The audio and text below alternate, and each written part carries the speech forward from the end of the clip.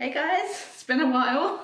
I feel like that friend that's kind of sneakily snuck off at a party and they've like come back at the end of the night after doing some tomfoolery and they're like, hi, hey.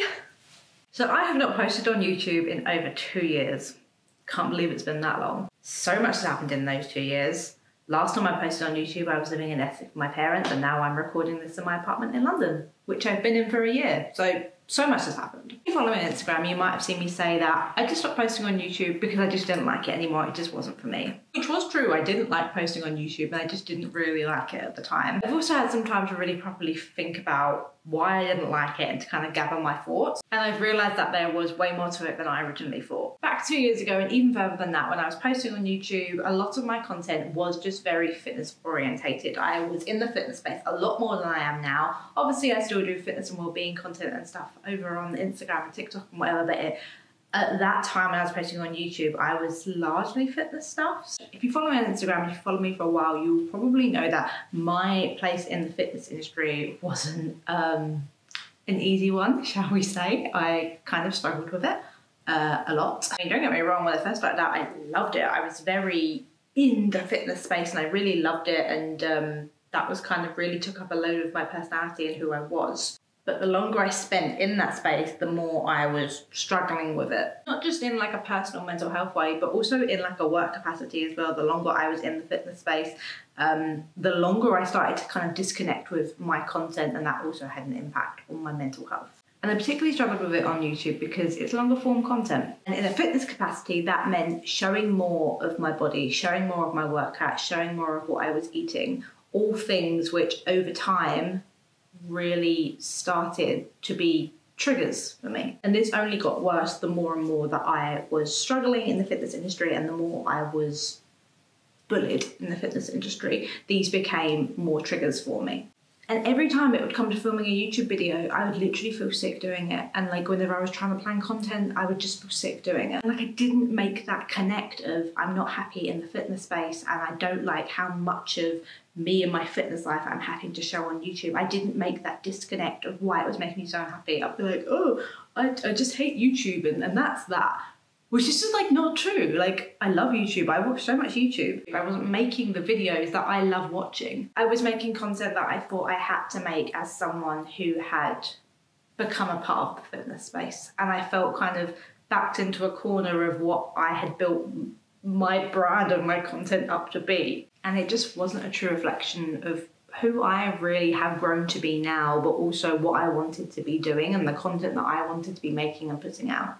Obviously, since then, I've kind of backed away a little bit in the fitness space, and I feel like I've really come into who I actually am and the content I want to be making on other platforms. And I really hope that comes across. I can really feel it like now at work because I'm excited about my content. I get excited about planning it and filming it and sharing it with you guys. And I feel like, and I really hope it does come across in my content that I'm really passionate about the stuff that I do now. I've been able to explore so many topics like disability, fashion, pop culture, even like history and beauty standards, while also staying true to my roots, which was fitness and well-being and taking care of yourself. And I realised that I don't have to compromise on who I am or the things that I want to be doing, and I can just kind of make whatever I want to make. And I found that what I really love to do is to deconstruct and explore topics, whether that is disability, ableism, queer culture, pop culture. I have loved doing that on my other platforms, whether that's in TikToks or infographics on Instagram. I have loved doing it.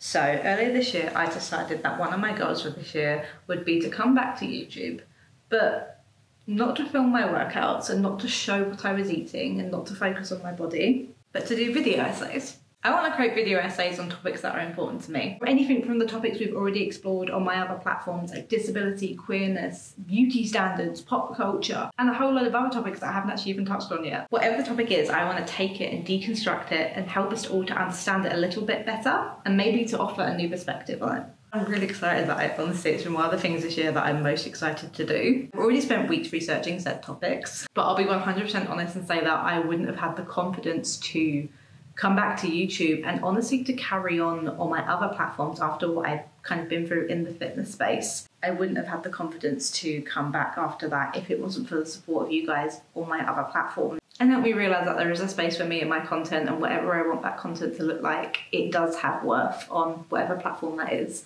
And I think that's very important for every content creator to remember. I think I lost sight of that for a while. In the last year, you guys have really given me so much confidence in my work and what I do, and I can't be more grateful for that. And I just want to repay that by making the best content that I can for you guys.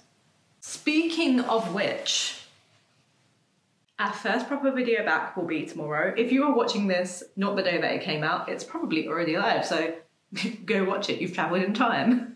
Our first proper video back will be live tomorrow evening, and in that video we are going to be using history to help us understand how ridiculous beauty standards are, which is a topic that I think is very poignant and very important, so I hope to see you there. Generally, thank you again to anyone who's ever supported my content and helping me finding this content to come back onto this platform. And if you've never watched a YouTube video of mine before, hey, hi, welcome. I'm back, but it's different, so don't worry if you feel like you missed anything before. I'm so out of practice saying this, but I think what I meant to say is like, subscribe, comment, like all of that stuff. That's what like we used to say, right? Do people still do that? I'll see you in the next video, and I'm looking forward to deconstructing the world with you guys.